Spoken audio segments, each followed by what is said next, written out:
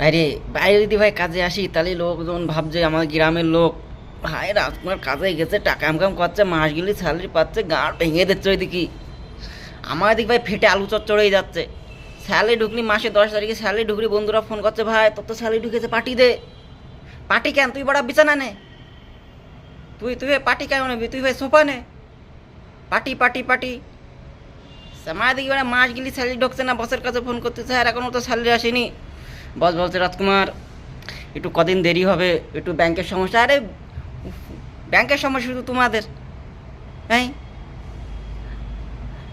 সারা মাস কাজ করি তখন তো কোনো ব্যাংকের সমস্যা থাকে না, মাসের শেষ আসলে তোমাদের ব্যাংকের সমস্যা। সময় মতো কাজে আসলে কোনো সমস্যা নেই, একটু দিন লেটে কাজে গেছো ভাই, একদম পঞ্চপাণ্ডব কাহিনী শুনিয়ে দেবে, মহাভারত করে ফেলে দেবে। তাও তাও সব সহ্য করতে হচ্ছে ভাই, কী আর করবো। আর মেয়েগুনা ফোন করবে, বান্ধবীরে সরি বন্ধুরে, তোর তো লাইফ সেট হয়ে গেছে, তুই তো ভাই চাকরি পেয়ে কি, চাকরি চাকরি তোর গানে ভরে দেবো, চাকরি। আর কিছু বলার নেই। এ যদি একটু ফটো যদি ভাই দিয়েছে স্ট্যাটাস, ভাই রে তোর তো খোঁজ খবর পাওয়া যাচ্ছে না, তুই তুই ভাই বেঁচে রয়েছিস তাও তোর এখন ফটো থেকে বুঝতে যাচ্ছে, ফোন টোন করছিস না, তোর অনেক ঘাম হয়ে গেছে। ঘাম তো হবেই ভাই, মাস গেলি মাইনে পাচ্ছে, ঘাম তো ভাই হবেই।